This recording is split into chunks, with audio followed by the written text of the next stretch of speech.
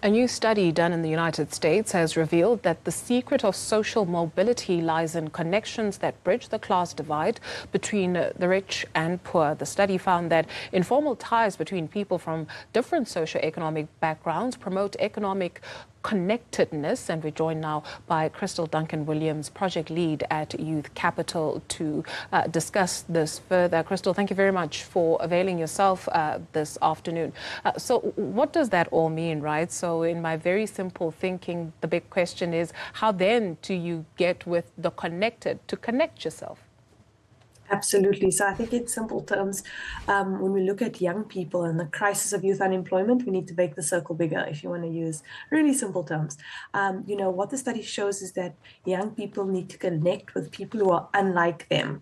Many young people in this country come from under-resourced backgrounds, from households where there are no employed adults. And so, just a connection to an adult that is in the working world, that is in a better position financially, understands the business world, can connect them to economic opportunities or funding opportunities for study, can make a huge difference in these young people's lives. Unfortunately, young people in South Africa, because of the history of apartheid, tend to be spatially segregated from the percentage of the population who have social capital, as we call it, so people who have connections to resources. And I think what we as South Africans need to do, and particularly today on International Youth Day, is to think, how do we connect with young people who are unlike ourselves? In an ideal world, I tell you. So it's not just spatial segregation, but you've also got social segregation, where when you don't even understand a joke, that could simply,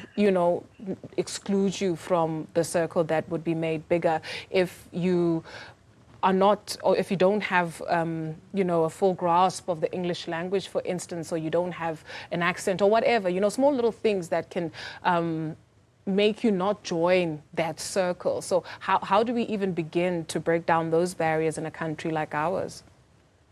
So I think in the workplace, befriend a young person that maybe join the company. They might not be comfortable talking to their boss. They might be too scared to ask questions. But even if you don't work directly with a young person, you see them in the coffee room, you see them over lunchtime, strike up a conversation.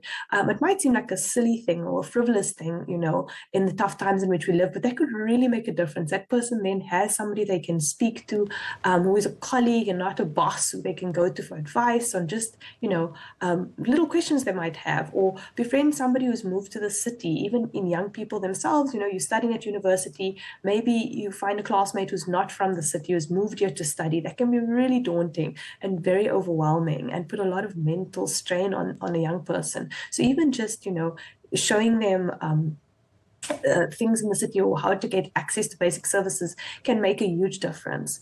Finding ways to connect with young people, as you say, is not easy, but there's a plethora of youth development organizations in this country. Find one and say you'd like to sponsor a young person's Uber trip to a job interview, or, you have some gently worn formal wear that could be used for interview purposes that you'd like to donate. I know it can be difficult for people with social capital to find young people to connect with, but I think if we use the youth development organization and the sector that is large and very powerful, we can start to bridge some of those divides, but we have to be intentional about it. Yeah, fair enough.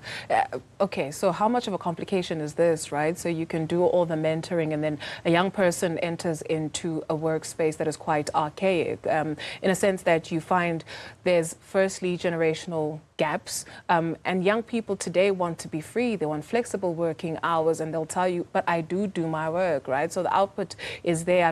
You don't necessarily have to see me sitting on the computer, because I could be on social media, I could be on YouTube, but that's you thinking, tick, you're there, bum on seat.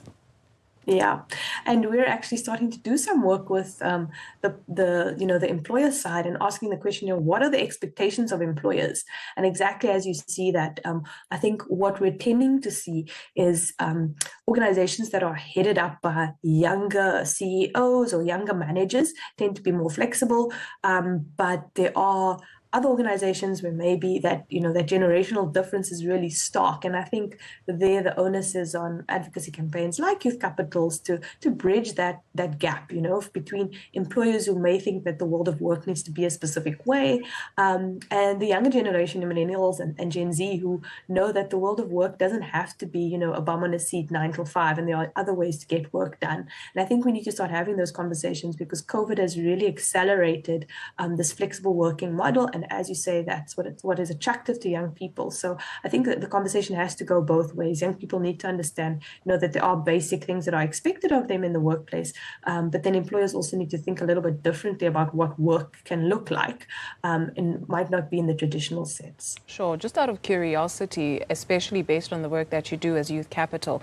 just how exposed are young people to the work that you do, and just how exposed are corporates, companies, etc., to the work that you do, especially outside of social media, right? So are you in schools, are you in varsities where young people know that, well, we've got these connected people that can potentially get us connected as well?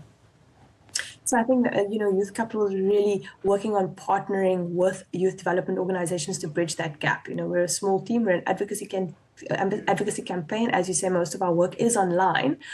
So we really rely on partnerships with organizations to get to as many young people as we can, whether that's, at a local soccer club or through a university. And I think we're working on strengthening those partnerships, as well as currently starting to talk to small to medium businesses to understand, what their processes are for hiring young people and how we can make that a thriving work environment for both the employer and the employee. So it's what, the soft skills that matter? Yeah, absolutely. That comes up, and expectations, expectations on both sides that aren't being met. And so how do we start to bridge that divide and, create, first 30 days that are beneficial for the young person and grows their skills and actually makes them more employable, and also that the employee gets value for this added young person that they've hired that maybe needs a little bit of training, a little bit of guidance, but is actually worth it, because young people bring energy, they bring innovation, they bring spark, they do bring a willingness to learn, and so I think we need to think about them as this untapped potential, that with just a little bit of tweaking in the workspace, we could really unlock that potential. Crystal Duncan Williams, project lead at Youth Capital. Thank you.